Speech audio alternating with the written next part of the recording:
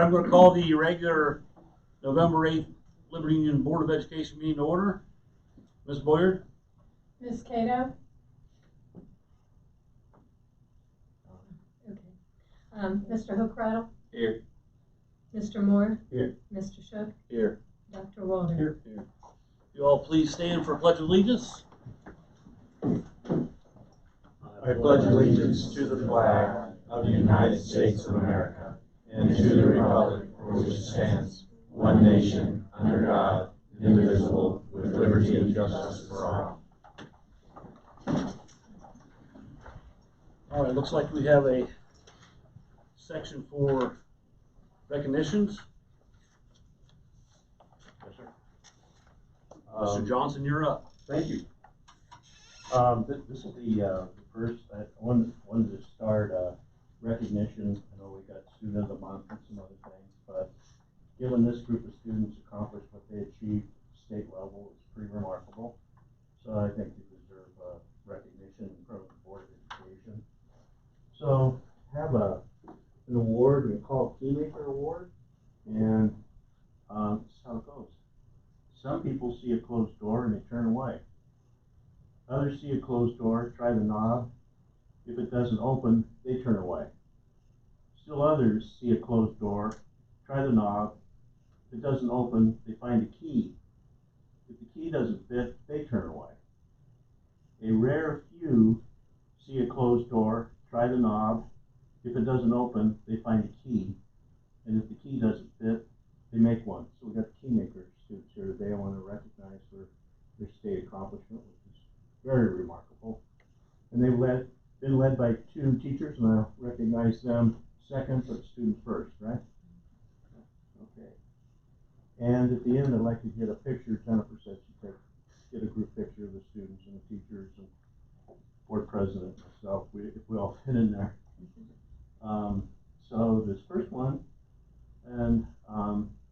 is Mary Chestnut, and in commemoration of being a member of the first place team at the 2001 Ohio FFA Forestry Career Development Event and scoring 504 points, which is the highest at this event, highest in the state that day. So, Mary, is that this for you?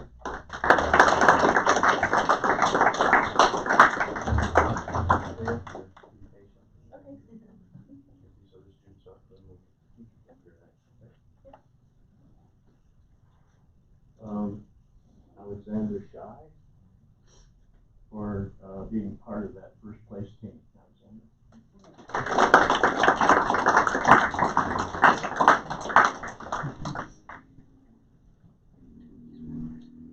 Gavin Easted for member of the first place team.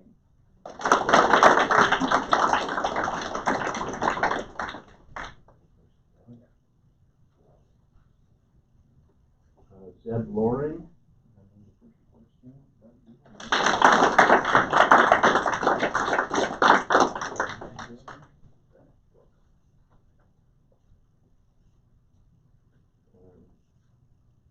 Cameron Waits.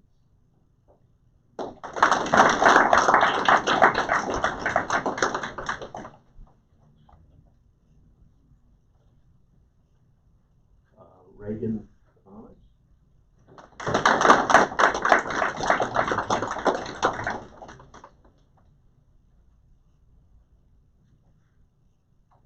And Kraft.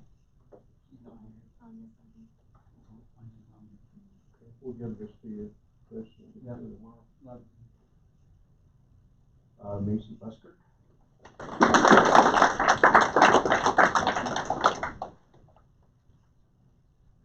Aiden Robinson.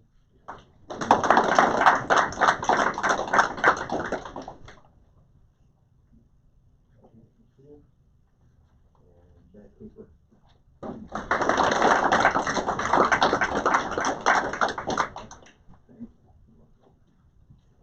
Okay. Sorry our backs to you. Right. Your parents to see it, I guess, right? All right, so I've given the star for a recognition before, and it has a little parable to it, and I want to read it. The star for a recognition, and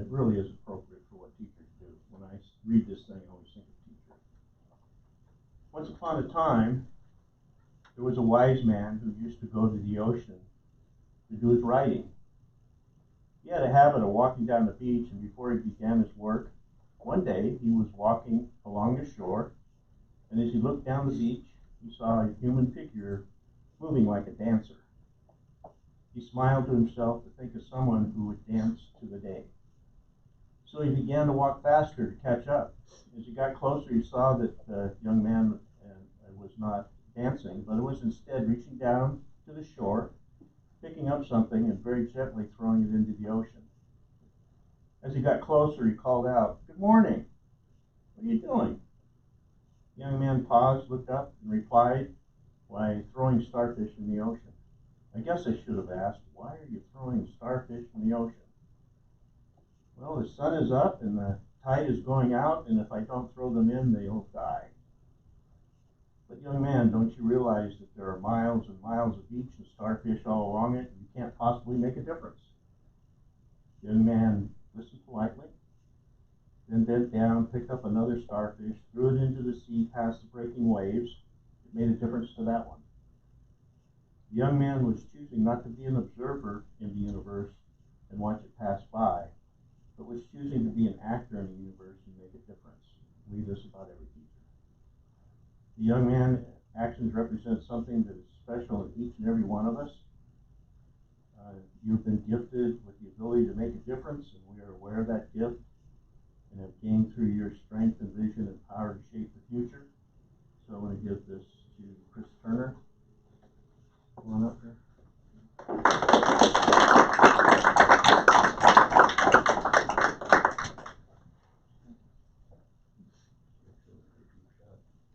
And then Brandon Thomas, please.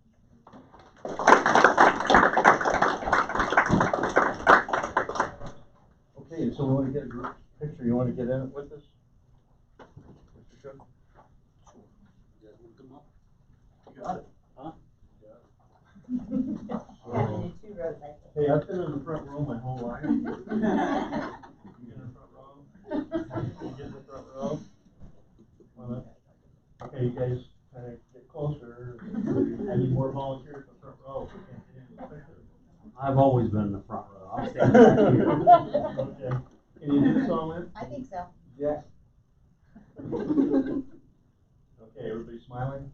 Ready? Yeah. 1, 2, 3. Good. I got several. Okay, that's good. Well, Anybody yeah, else want a yeah, picture? sure. Anybody else want a picture? You got one? Smile again. Okay. Thank you. Thank you for being here. I appreciate it. Congratulations.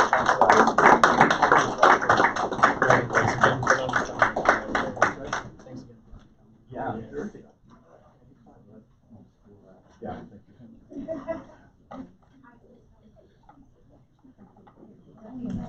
Okay, thank you. All right. Next item is E, public participation in board meetings. Where? Top two. Oh, okay. We have students of the month we're gonna do first.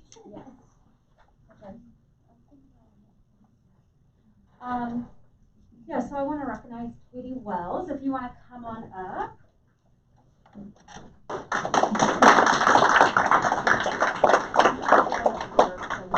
Okay. So Katie is a well-respected senior at Liberty Union High School who strives to make Liberty Union a better place. She treats everyone with kindness and respect and encourages others to do the same. Katie takes both CCP classes and LUH courses while participating in several extracurricular activities. She's a 4-year varsity soccer player, a member of student council, the PEP club, the student ambassador committee, director of community outreach for SALT, and a member of the National Honor Society. Katie also volunteers for the after-school program where she tutors younger students, and outside of school, because she has so much time on her hands, she coaches a U6 soccer team. Katie plans to attend college upon graduation and either major in early childhood education or radiology. So congratulations.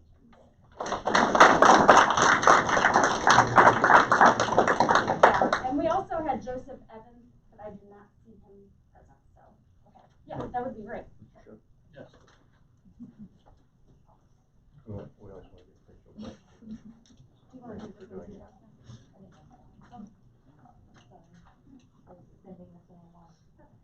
You're gonna share that with us? Yeah. Okay, thank you. Oh, and I'd like to. Congratulations. One, two. Thank you. Congratulations, Kevin.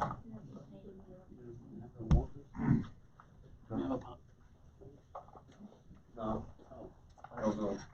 I'll have to follow up.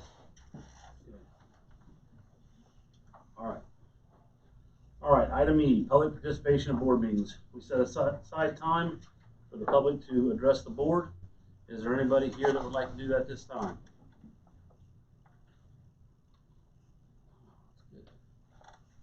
Okay, the best part of the meeting, refreshments. Jan has, got us refreshments back there. I think, I didn't see when I came in, but I. Mint cookies, I think. Yes, so you guys all need to have a couple, because we all have diabetes up here, at least me, so we can't be eating them all. So you guys have some. You're welcome to stay for the whole meeting, if you'd like. Probably 10, 11, 12 o'clock, we'll be out of here. Mr. Turner, we need you to stay. And at that time, if you guys want to sneak out after your refreshments, you can, or you're welcome to stay for the whole thing. All right? Thank you. So we'll take a little break.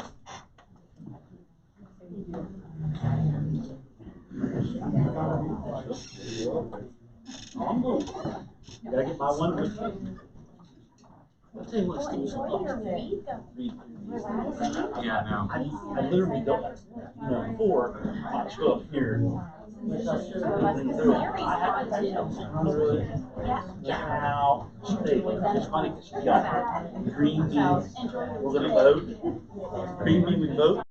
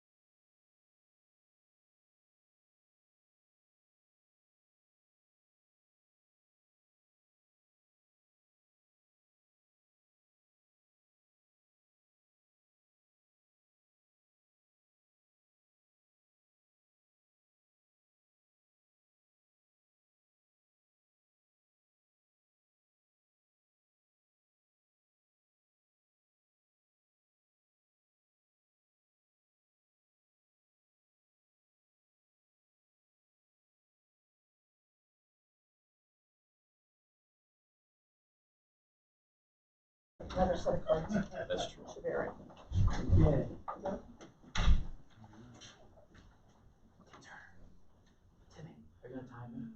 Yeah. Rock running, right? Uh-huh. Tim, you have 2 slides? Flag will be coming. I have 6. Yeah. Oh, that's okay. I have a timer I'll on this take thing, it. it tells me when time's up. Oh, okay. So I'm just Because you have gonna. one additional. One additional credit. No, yeah, but okay, so you get one credit, but you didn't make the credit, All right. and then additionally earn one at a time. All right, we're gonna return from our refreshments, and we're gonna go to item 2, department presentations by, Real quick before we get there, I saw Carol on here, so I didn't know if you wanted to announce, I don't know if you can do roll call, she'll be able to hear it, but if you wanted to ask. Carol? She's on. Yes. Oh, there we go. Yes. Okay, I'm just, roll call that you're here. Okay, thank you. Thank you. all right, so we're gonna go to the department presentation, Mr. Harris, elementary school update. All right. So we've had a lot going on in the elementary, as you probably have heard or know, but we've been doing a lot of looking into different things and practices that we do and how we're going to change culture and instructional practices and professional development and kind of all these things kind of mixed together. So just like a brief little overview, we're doing letters training right now with our group. We've instituted some new instructional practices, something called Kid Lips, which I'll talk about more in a little bit. There's some social emotional learning that we've done, and also a PBIS update to the things we've talked about in the past. But the first thing is the letters professional development that our staff is going through has been very much life-changing, I think is the way to put it for a lot of people. It's just really, it's not a program, it's a way to help teachers teach reading. And all people are reading teachers. So if you look up here at the bottom, there's something called the simple view of reading. And if you don't have both of these components, you're not a successful reader. So in order to be a successful reader, we have to be strong in word recognition and in language comprehension. And if we're not, we have to address that by intervening in one of those 2 areas, or for some students, both areas. Because if we don't comprehend, then obviously we're not going to remember what we're reading. So this letters training is really helping us to develop an understanding of the things that are really helping our students to learn and what we need to do and adjust with our instructional practices to make students be successful readers. To say the least, it's truly rocket science. As you look at this is called Scarborough's rope, and this is all the components that go into both of those areas. Things that we have to develop within individual students, within our grade levels, and then consistently across the grades. So right now we work a lot on the word recognition. That's what happens in a lot of districts. They get really heavy at the bottom, and language comprehension kind of goes by the wayside. So we're trying to figure out a way with our instructional practices to blend those 2 things together to create skilled readers. But as you can see, there's a lot that goes on. The training that we're doing with letters currently right now, there's actually 12 units maybe. 8 units I know for sure, but our staff's doing units 1 through 4 over this year and next year, which is really the basis of what letters is, why we're doing it, what's the purpose behind it. And then after that, we look at the people who are trained in our district, which is Angie Caper and Jeannie Dameron. They've been leading us through this training as they are trained. And it's been very much eye-opening, the things that we're learning, things that we have never really considered about, thought about. It's made us look at our resources that we use very differently to see if they're actually meeting need. So we've had a lot of great discussions, and I think that's going to continue to happen. One thing we've instituted is something called Kid Lips. So in our district, we have foundations, which is something that we use on a regular basis with all of our students. We also use something called Haggerty, which also helps us with the simple view of reading. But we've instituted something called Kid Lips.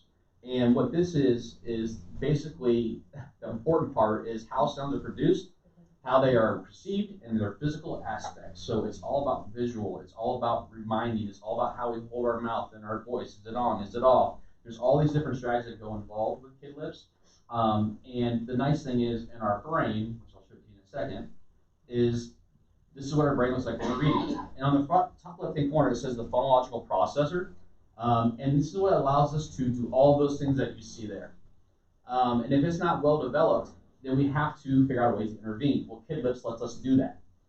And our brain works in many different ways. There's something called the 4-part processor, and you have to be able to engage all 4 parts. So there's a lot of moving pieces in reading that we never really knew about, and we never really knew what our resources' purposes were to address each one of those areas.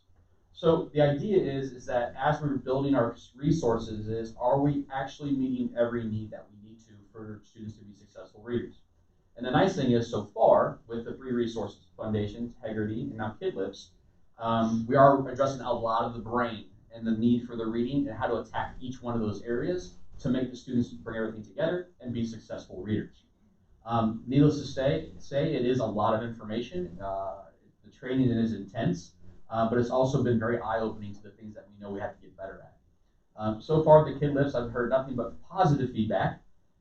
So far, the students are engaged with it. They enjoy it. Jeannie and Angie do a lot of modeling with it within the classrooms, and then our teachers do it also with their students. So it's been a nice addition to trying to fill in some of our gaps that our students are showing, especially in the times that we're in right now with them not having as much instruction when they're online and missing school and things of that nature. So it really has given us another opportunity to help students understand the sounds in that Tier 1 instructional practice. So it's been really nice to have. It's a question. Yes, sir. So what are by doing letters and KidLips. KidLips? Yeah.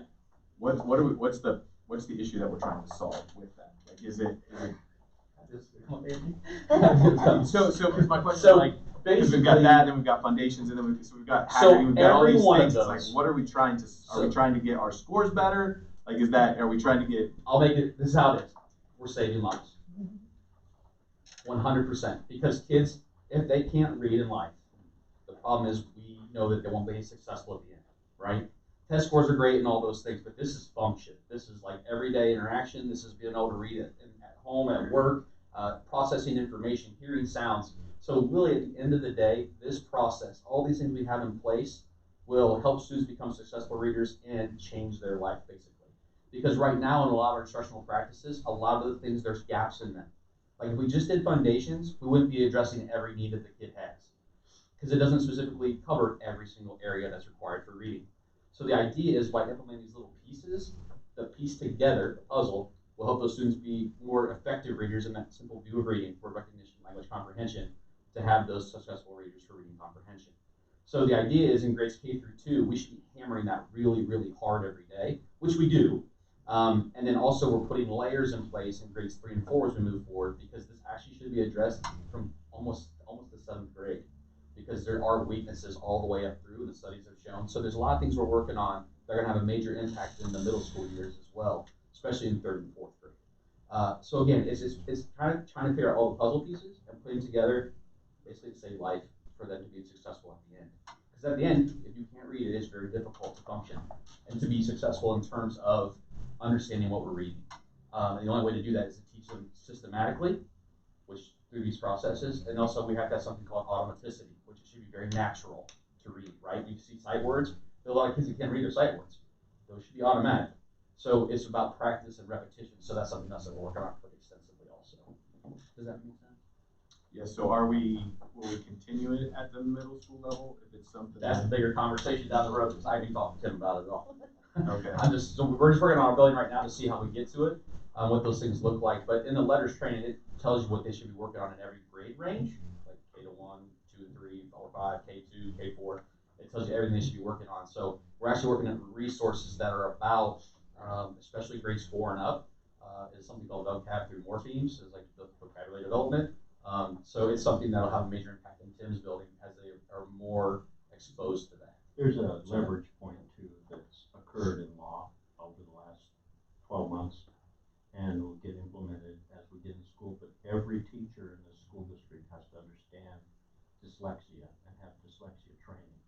So in order to really understand that thoroughly, these 4 parts are the best way to get there. So we're going, the middle school and high school teachers are going to have to focus on that, because the law will use that as a point of departure. I think everyone has to be done by 24, 25, maybe 23, 24, something like that. But again, the law, so for our group, we're kind of ahead of the game a little bit with the letters, which has been kind of nice, but hopefully we'll see positive impact. The one thing I wanted to talk real quick with dyslexia is that there's a big misconception, and if you read it, start right there. It says dyslexia is not referring to making reversals or seeing things backwards. When we talk about dyslexia, what does everyone always say? It's about reversals. It's about writing things backwards. Technically, it's really not. If you look down at the bottom, it talks about they have poor spelling and decoding abilities. These difficulties typically result in a deficit in phonological components. So it's understanding language more than it is actually about those reversals, because they're not hearing sound. So it's about hearing things and being able to produce those things in writing or through talking. So dyslexia is a big misnomer because people they go to that reversal piece all the time, and that's technically not what they look for when we're talking about students with dyslexia. All right. Social emotional learning. We've been doing some assessments in the building. We did this assessment called Sel Labs. And these are the 4 areas that it assesses for our students in grades K through 4. So you can see we do all the areas that pretty much take place. What we found out though was that the last one, right there, the self-control is the hardest one we have in our building right now based upon the data. So that's something we're working on pretty extensively with our second step program. So second step aligns to SEL Web. We have a lady that comes in and teaches lessons to our students weekly about those different 4 areas. And what's nice is that the areas directly align to kind of what our goals are in terms of your PBIS, about trying to educate our students on proper self-control in social emotional situations, not just reacting. But what we learned is that self-control or impulsivity is really our major area of weakness. So that's something that we're going to be working on as we move forward as well with our students. Last but not least, this is an update to ROAR, which is our PBIS with in terms of responsibility, organization, accountable, and respectful.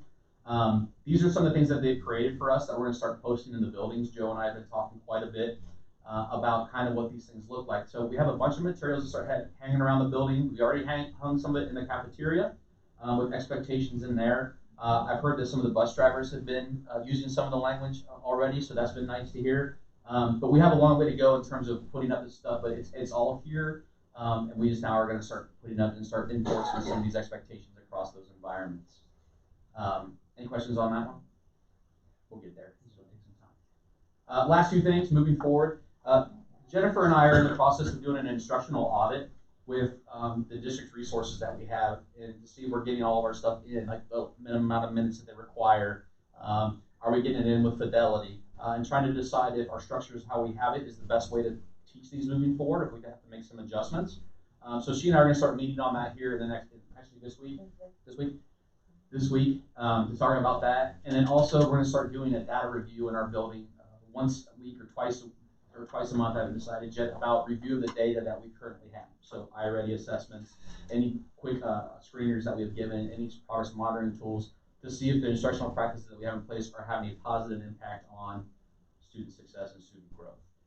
So that's kind of some things that we're working on as we move forward. That's it for me. Did you hit your time? I don't know, did I? No. Yeah, Turner. He said I'm good. Oh, okay. Good. I was a little bit over. A little bit over, not bad though. I didn't count Crowd's interruption. Interruption? Self-control. Yeah. How much of that is just lack of discipline that some of these kids have in general? It's a combination of both, I think. Sometimes it's what we know.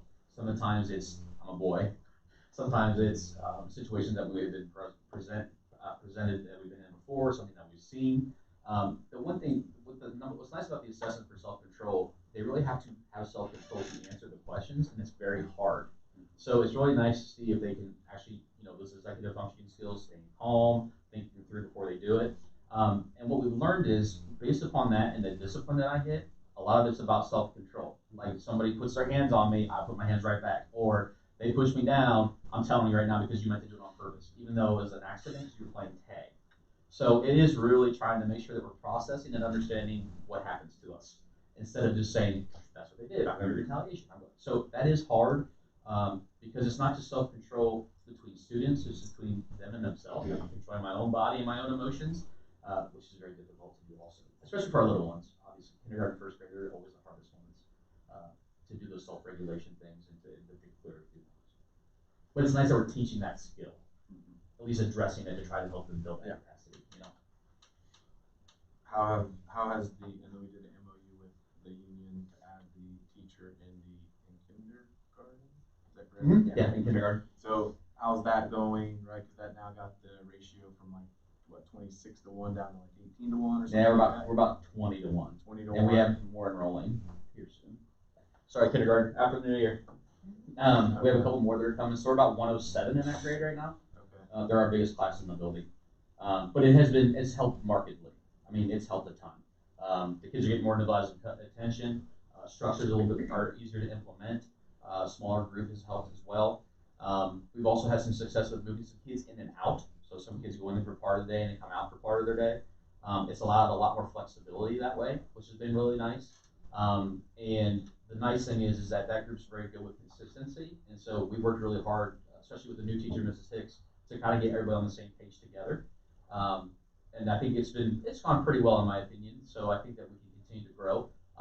As everyone knows, we still have learning curves because she's new to our district and our kiddos. But I think at the end of the day, we've seen some really good progress, especially with having the smaller numbers. Okay, so I'm gonna put you on the spot. I don't want to be put on the spot. That's all. So right, so do you think, how much of COVID impacted this grade versus just the way kids come into school now? So my question is kind of around like, would there be a recommendation at some point where we should be somewhat overstaffed in kindergarten every year going forward? Or is it, we'll make up the ground with this kindergarten group because 107 isn't a big grade number, right? So that, not to put you on the spot, but that's kind of a question, right? Or is it a combo of all of the above? It's a little bit of everything. Okay. A little bit of everything. I think, so most of our kindergartners, I think 70% of them did not have preschool. So you're talking, most of those kids get one, and most of them get up to 2 years of preschool. A lot of them haven't had any. So I think that's a major player because they haven't learned how to play school. So this year in kindergarten, we played a lot of structure and expectation, and that's taken a long time. One reason why we went to trimesters in the first place is for us to be able to put those things in place and have structure before we start assessing. So that's been really good. I do like the lower numbers in the younger grades, but I also understand there's also other things that are involved with that. But I also think it allows for more individualized instruction, especially in the beginning, especially in kindergarten, because they need that intense intervention, that really intense instruction, because that's the groundwork to everything else that we're doing. And I think that we have really upped our rigor in terms of even our report cards look very different than what people are used to. They are much more on the standards based instead of skills based, so they are much more rigorous. So it's even a change for the teachers to go through and like, okay, yes, they're doing well on this skill, but what exactly does that skill ask us to do? So that rigor is helping. I think our instructional practices have gotten better consistency. So I think that when the kids leave kindergarten, they'll be even more prepared to really hit the ground running with those really intense resources that we have that take off from first grade on. So I think it's a combination of everything. I don't think there's one thing that's more successful than the other.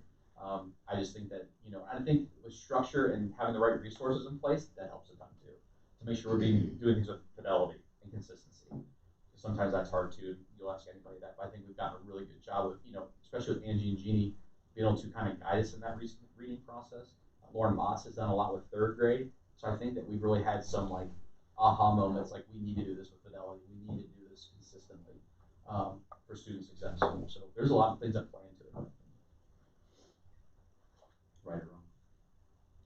And some of this, although it's not directly, tied to improving the score, it's going to improve the scores. If they can read better and they can have self-control, they're going to be able to do better on a standardized test. Correct. The idea is that if you have the right things in place, it'll naturally take care of itself in the end.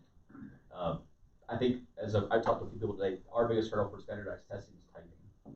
Typing is a huge hurdle. We're trying to do some of it with it, but they're expecting kids to type 3 to 5 paragraphs, and they get frustrated and those things. So that's more of our hurdle for standardized tests than anything. But I think these instructional practices will naturally take care of themselves as we move forward.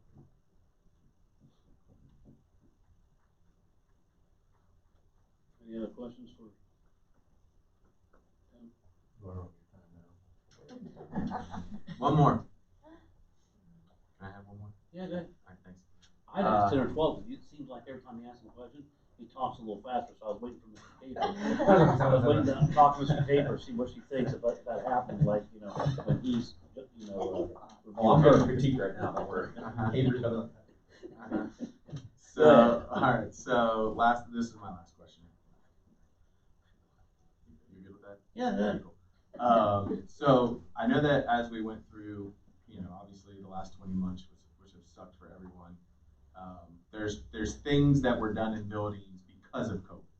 And I think all three of you, well, the two of you, because Grady Watts was not here last year, but the two of you said, hey, there's things that we come out of this, man, we want to keep doing some of these things because we learned a lot throughout this. So what have you done or kept doing? What have you kept doing post-COVID now that we're somewhat on the downslope? So, That you implemented because of COVID.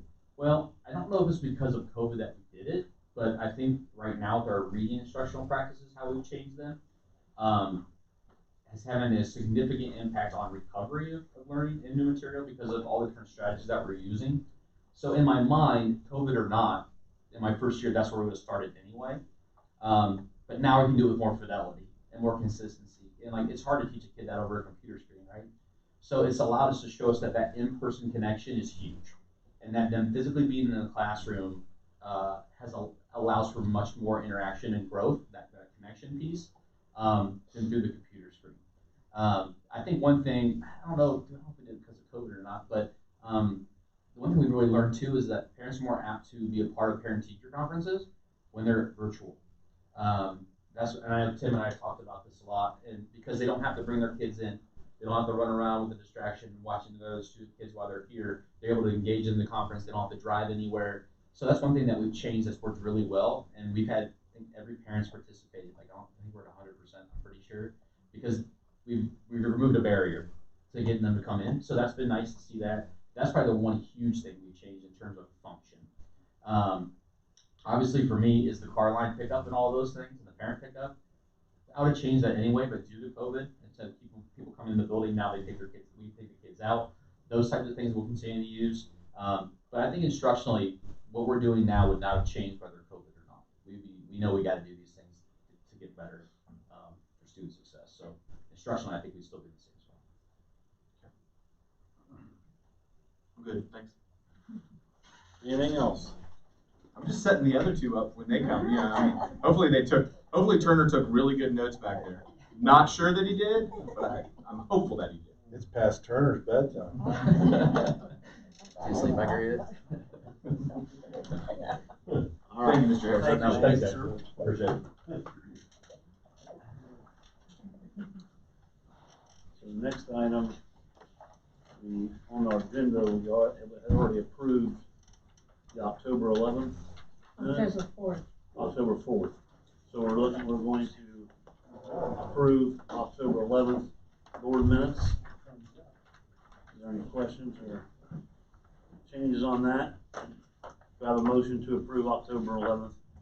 So moved. So Cook, Rattle, and Moore to approve minutes of the regular meeting of the Union-Thurston Board of Education held on October 11th, 2021 as printed.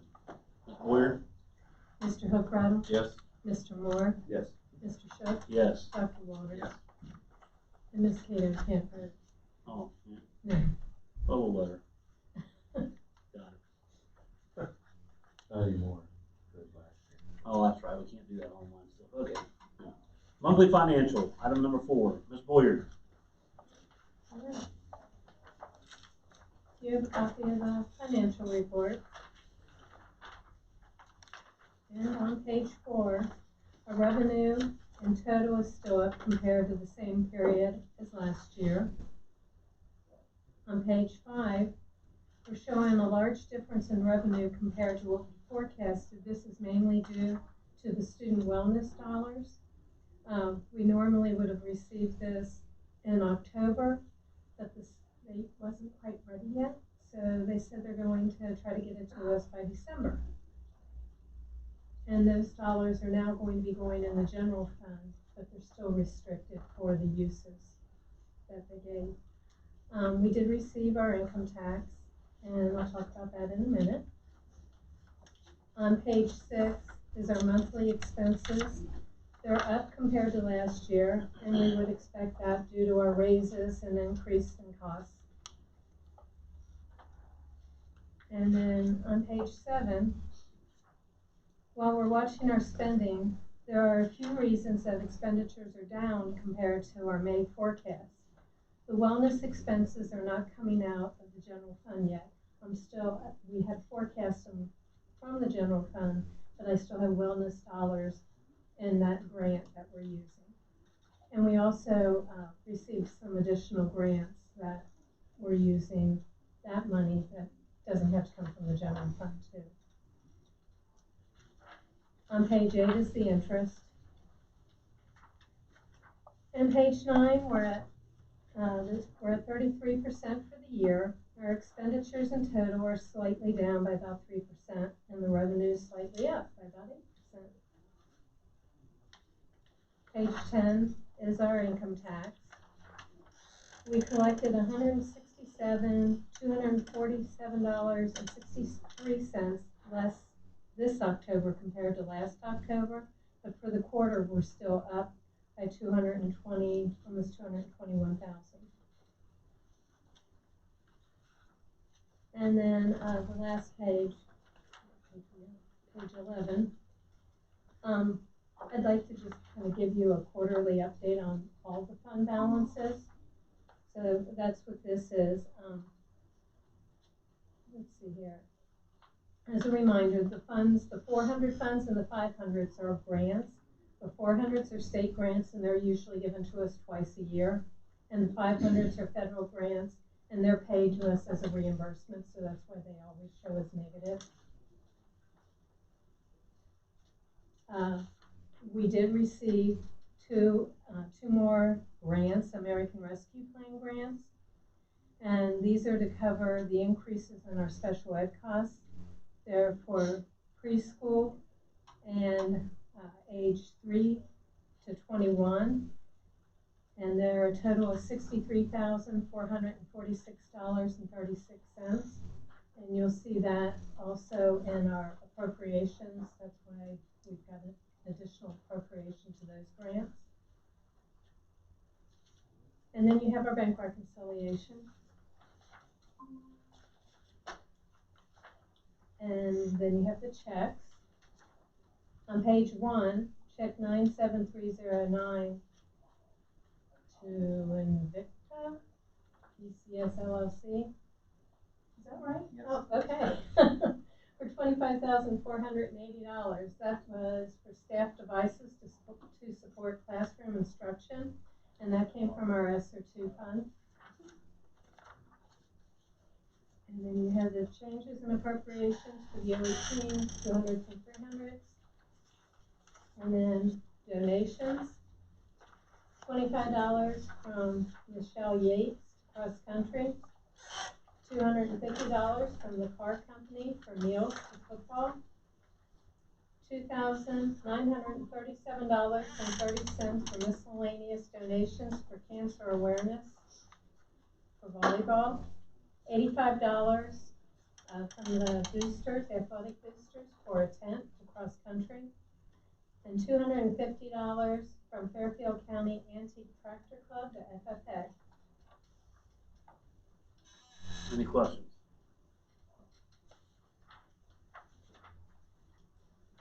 Are these grants and stuff that you're talking about, are those grants that you're filling out, or I did those grants. you did them?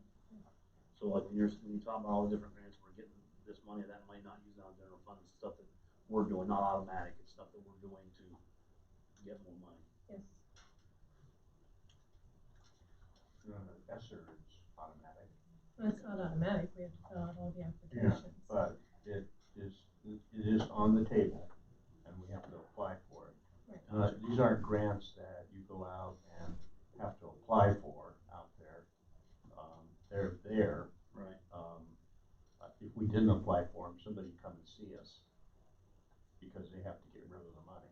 Gotcha. And it's designated to us, so we apply for it to get the money, but that's just a step that we have to do. Actually, if we didn't apply for it, they'd give it to somebody else. Well, they'd come and But see us. we don't want to lose our money. Disagree, they would come and see us, I guarantee that. All right, just wondering. Okay. Do I have a motion to approve monthly financials? So moved. Second. Mr. Walner, Mr. Hookrattle, to approve monthly financial statements printed above. Ms. Boyer? Mr. Moore? Yes. Mr. Shook? Yes. Dr. Water? Yes. Mr. Hookrattle? Yes. New business financial. A, 5-year forecast. B is the permanent appropriation adjustments fiscal year 2022. C is service providers.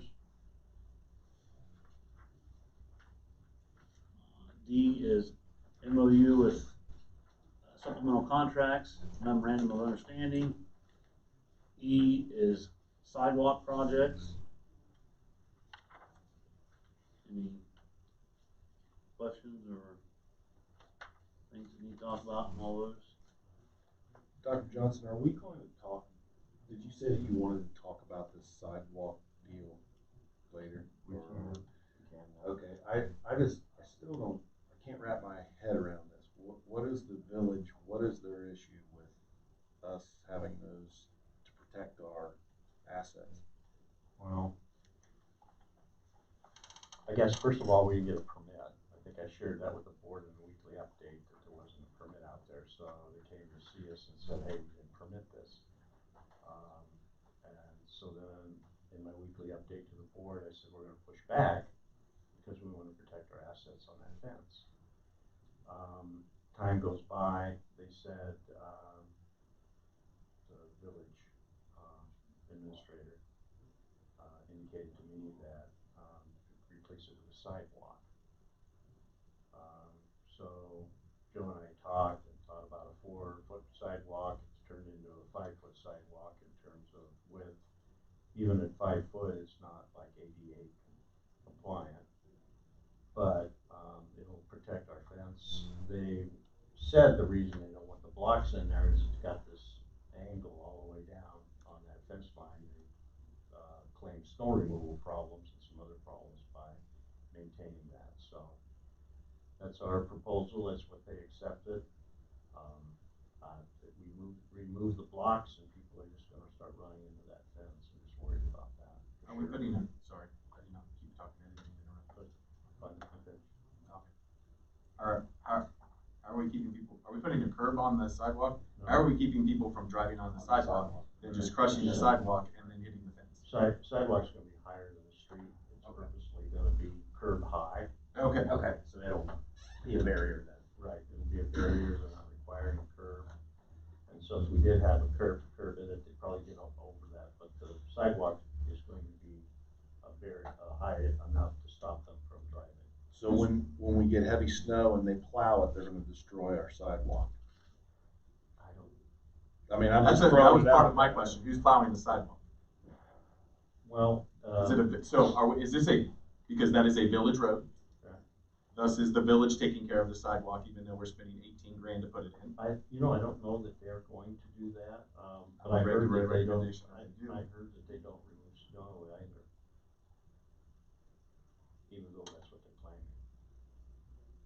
So we make an improvement to make it look better, Yes. and they We're want, spending and 18 they grand. want us to do something different. That is correct. We want to protect our fence. Yeah, absolutely. Right. And so the compromise is the sidewalk, high enough to stop the traffic from going past the sidewalk. And, I mean, you could say no and go back and tell them we're going to keep the curbs, and we think that's a better idea, our parking blocks. It's all up to you. Could we? I love the idea. I think a sidewalk will look very nice Yeah. down through there. I'm supportive of the sidewalk. Now, people are gonna back into those spots, trucks are gonna back in, somebody's probably still gonna hit a fence at some point. That's gonna happen no matter what, right? People aren't gonna be able to walk down the sidewalk on a Friday night because the trucks are gonna be backing in and pulling over, so it's kind of a waste on Fridays. But I do think it's a bit frustrating that with all of the beautiful things we've done to this school district that we get slapped for not having a permit. I just want to say it publicly. Thank you. Historically, we have cooperated with the city and. We have, absolutely we have. Or the village, and we put things in Absolutely. and improvements. Just a couple of examples. There's a sidewalk that's down to the new store down here, and you know, we finished that off, filled it in, put some dirt in there, cleaned it up, planted grass. There's other examples we could give, but. Oh, there's a lot of, yes, absolutely. I just want to publicly Like state my tax frustration. revenue base, that's pretty big itself. Yeah. Like Like they make maybe money lawyer from it. in the village. Huh. So this strictly isn't coming from the village administrator, it's also backed by village council, this Actually, decision? the village council passed a resolution directing the village administrator to tell us to get those out of there, because we didn't have a permit. Kind of interesting, because I thought that there were other conversations that were made where some village council persons were saying, put a hold on that. Is that? There was one of the village council persons that indicated that, you know, ignore it. I don't have that as an official position of the village council. This is what we're recommending. If you don't recommend it, I'm just happy to go back and tell them that our solution is the parking lot. Well, I agree with Mr. Hookrattle, I don't have a problem backing the sidewalk, but let's come upon a common understanding of it. Are they gonna take care of it, or is that put on us? I can bring it back in December and get more clarification. The problem is that by December, it won't get in until spring because you can't put the sidewalk in. It gets too cold.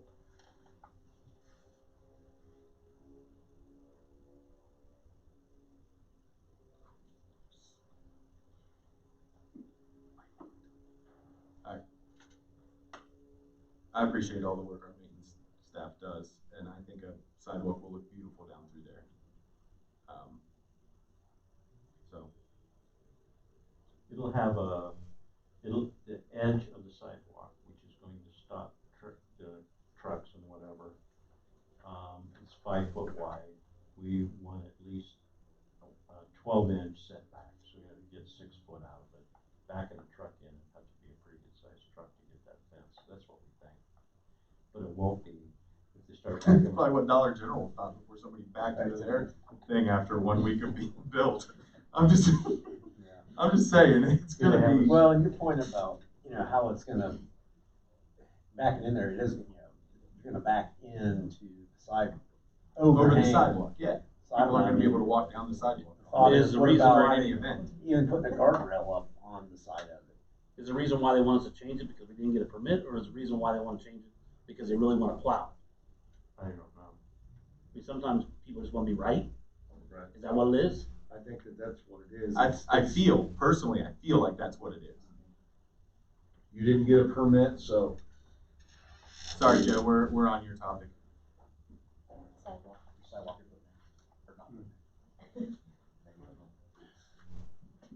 What would you like to know?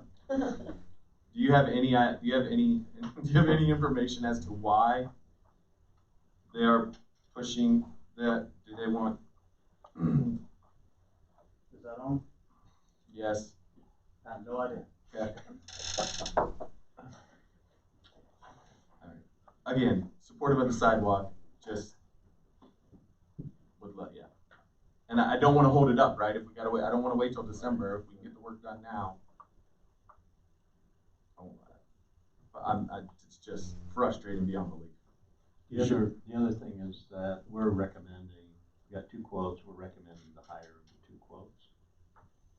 Because the person who has the highest quote can get it done before the end of November and gets cold. The other person, Price, couldn't get it done by then. And so we let him know that we're gonna go this other way. I think he's fine with it. When they emotional problem with it, so we're gonna go with this other quote. And this person that's doing it has done other work in the city too. So it's not like a stranger to anybody.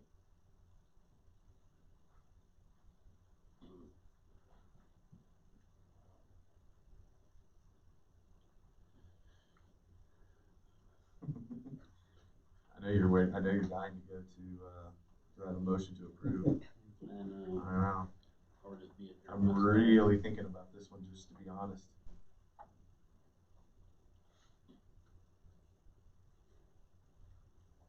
You know, as many years as our facilities have looked like crap,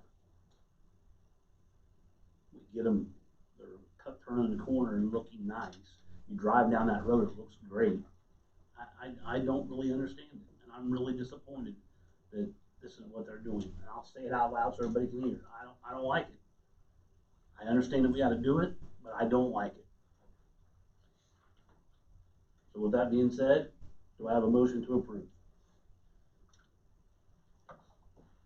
There's several things on here. I know, I'm looking at these and Are you adding who you wanted to be approved also? If it's Well, going to be I approved? gave the number. yeah, he gave the higher number, or well, the $18,000 price tag.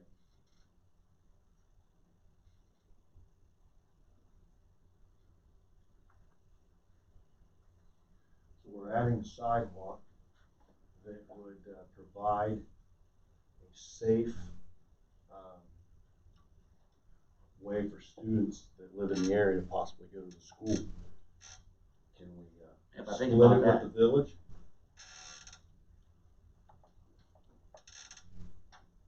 I think we're I'll past. ask you another question. Are there funds available through some grant that would allow us to do this? Funds have been appropriated. Funds have been appropriated. Well, I will say that students walking down through there, if they were able to walk on the sidewalk, that would be better. Maybe I can wrap my head around that as opposed to.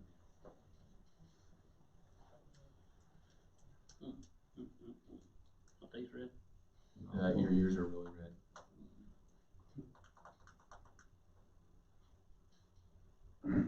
I think we have to look at it as, even though you already know what I think, but we have to look at it as our kids getting safe to school. So if we say that the kids, all those kids that live on that end of the village, if they walking down through there, because when there is cars down there, let's turn it around here. If there is cars down there and you're driving down through there, there's not a whole lot of room. Listen, I'm not disagreeing with you at all. But the village's issue was never a safety concern. The village's issue was we need to be able to plow and you didn't get a permit. They never said we're worried about the safety of the students of this district. For me to be That's able to our job to be worried about them, right? And so that was never a village concern. The village is you didn't get a permit and this really sucks for when we have to plow.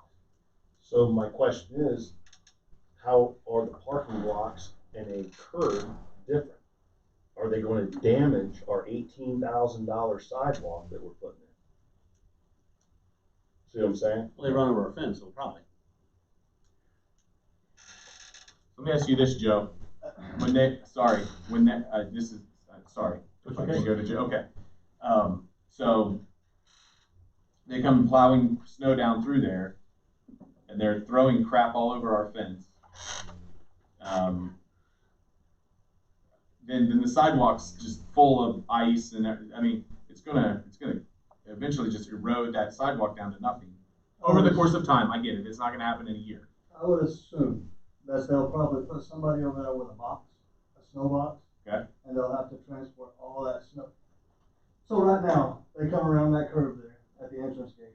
They flip the blade. They make one pass down that street. Yep. And they throw all that snow over towards our fence. Correct. And that's it, because it's a one-way street. Right. But if we have sidewalk down through there, then that means we have to clean it off, right? Correct, because all of that So- snow coming down through there is gonna be thrown onto our sidewalk. So when they come down through there, I guess they're just gonna have to keep pushing it until they get it down to the end of the sidewalk? I don't know if they thought that through yet or not. All very good questions, all questions that went through my head numerous times. But, I mean, that's for their operation. I have no idea. I talked to their administrator, their village maintenance person. Mhm. Tim Boucher. Right. And I asked him about snow removal. He said they would remove it away from the sidewalk. And then I was told by another individual, interesting, because they rarely move snow anyway on that street. But Tim did say to me they would move snow away from the sidewalk.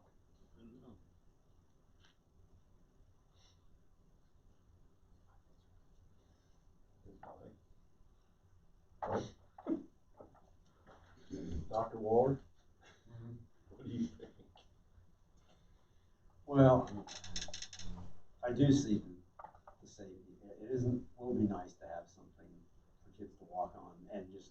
And people in have their general. football games. Yeah. And spring events, Right. all of the track It's events. definitely. Not disagreeing with that. It is definitely hazardous sometimes because, yeah, especially like after a Friday night, it's dark and people are flying around that corner and you got cars that are stopping there. So another safe place to walk, you know, is an asset. That's what I'm hanging my hat on right there. I think, yeah. So I make a motion to approve it. I'll second. For the safety of our kids.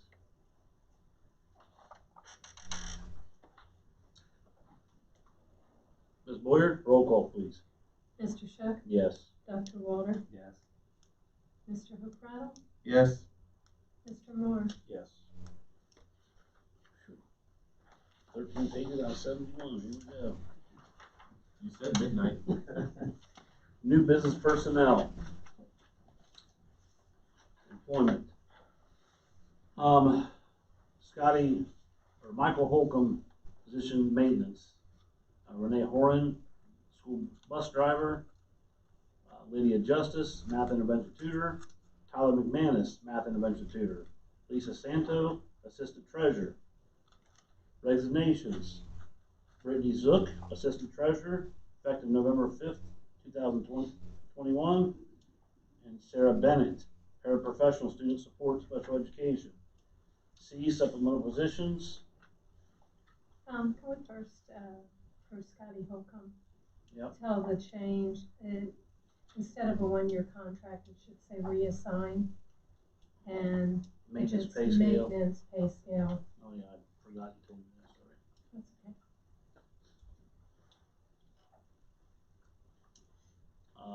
Natalie Brake, Jessica Birch, Christy Farmer, Tracy Farmer, Renee Manget, Karen Morris, Joe Palmer, Keith Robinson, all for outdoor education. Certified substitute list. Danielle Coleman, Amanda Martin, Elizabeth Siemens. Classified substitute list. Don Sanders.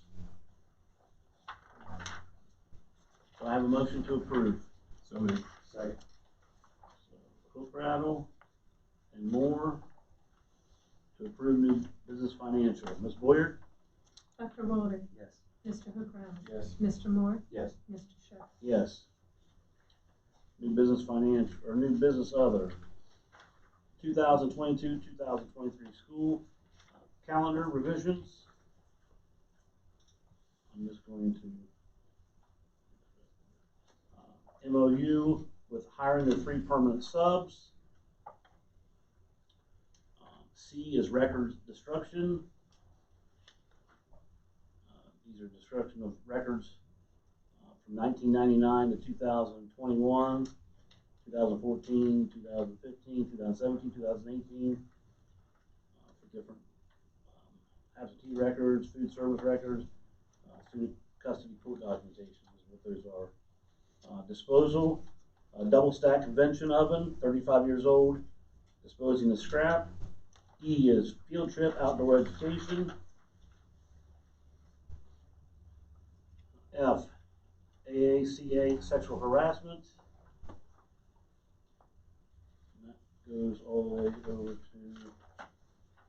Page 69, are all the policies. all the policy changes. All the policy changes are highlighted in yellow. And I think if you went through all those from the last first reading, right, that was last week, or last time we were here, that takes us all the way over to 69. 69. I'm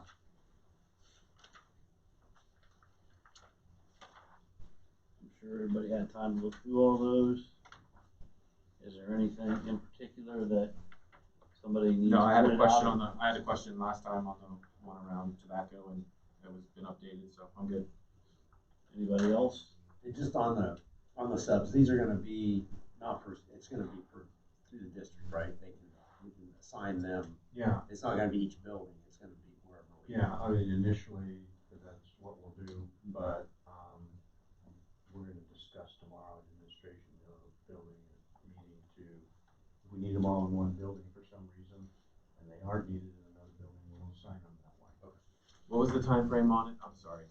We were, this is the Friday before spring break, we talked about it last time, and that's what I negotiated in MOU. Okay. They terminate Friday before spring break, it's like April 9th or something like Okay. that. Thank you. Anybody else? Do I have a motion to approve? So moved. Second. Mr. Moore, Mr. Hookrattle, to approve items in new business.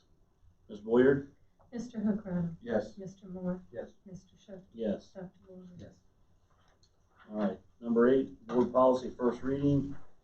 It's the tobacco nicotine use by students.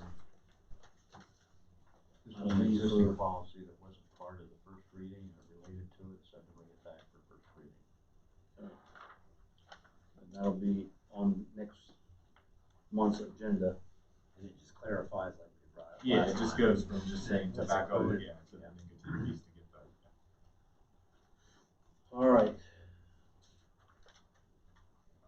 Executive session. We have a request to go into executive session by the superintendent to, oh, wait a minute. Yes. Items. Mostly about, items we need to keep confidential. All right. Do I have a motion? So Second. Mr. Moore, Mr. Hookrattle, to go in at 8:16. Ms. Boyer? Mr. Hookrattle? Yes. Mr. Moore? Yes. Mr. Shuffle? Yes. Dr. Warner? yes. We are in executive session.